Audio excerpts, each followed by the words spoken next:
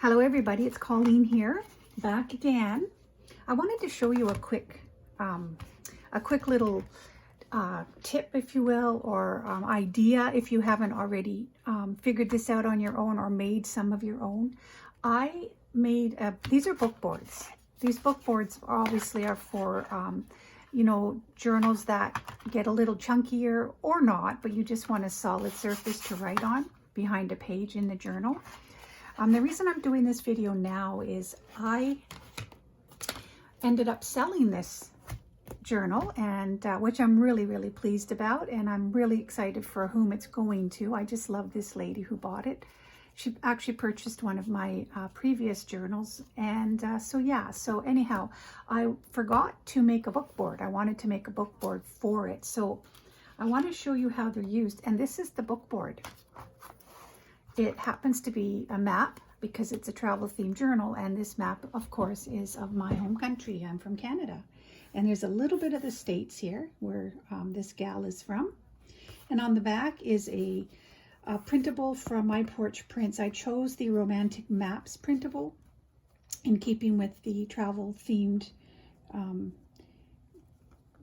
of the journal. So yeah, and so I want to show you quickly how to do this because they're really wonderful to have for journaling purposes. I'm going to show you what I mean by that. So let's open up to a page that one may use for writing on. Okay, here we go. There's some blank pages here for writing. So because it's chunky, you can see that it might be a little bit of just a challenge to write on.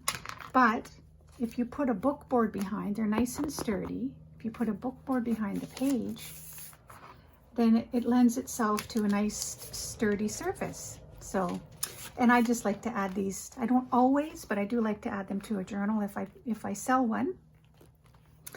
Just started doing these, so yeah, and I really think they're a great idea. So I want to show you quickly how to do that. Here are a few other ones that I have. So I made my husband a fish themed journal, and this is a book board.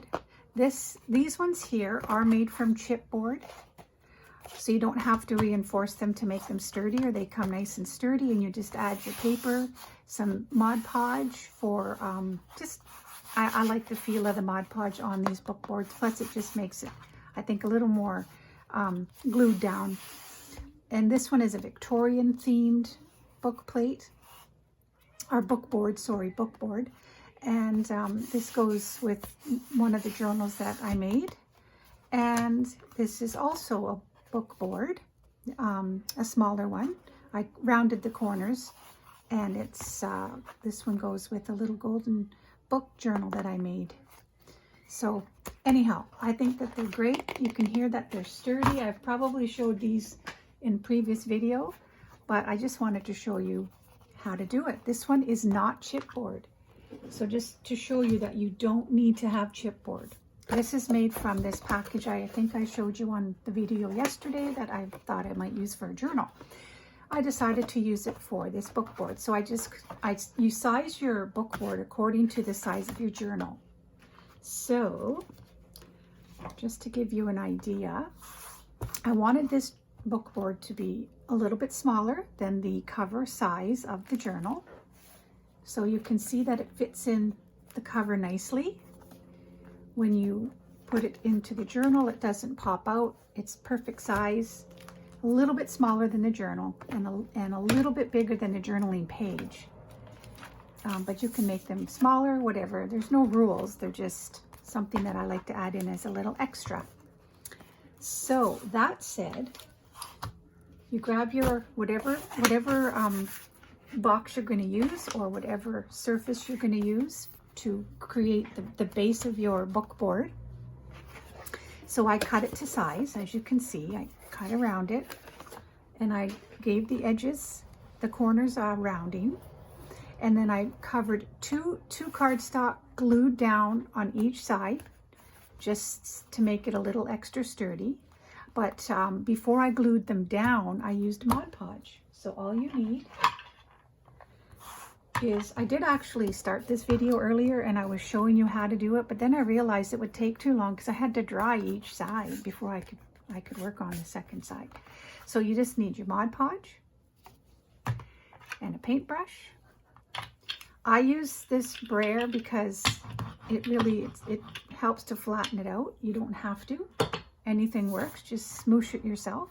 And this is just a dollar store ashtray that I like to use when I'm painting, using my paintbrushes, because it's a nice, first of all, I put the Mod Podge in here, and then you rest your paintbrushes like this. And the skinnier ones just fit in the slots, which I think I saw it somewhere. I don't remember where, but I like the idea. Okay, so basically I cut the cardboard down to size. I took 2 pieces of cardstock. I used the map sheet, put a piece of cardstock behind the map sheet, glued it together, and then I Mod Podged it onto this cardboard. Excuse me, I turned it around. Excuse me, and then I used the second sheet of paper to cover the back, and I Mod Podged it. So here we have it. Isn't it lovely? I just love it. It's of course my home country, and then a map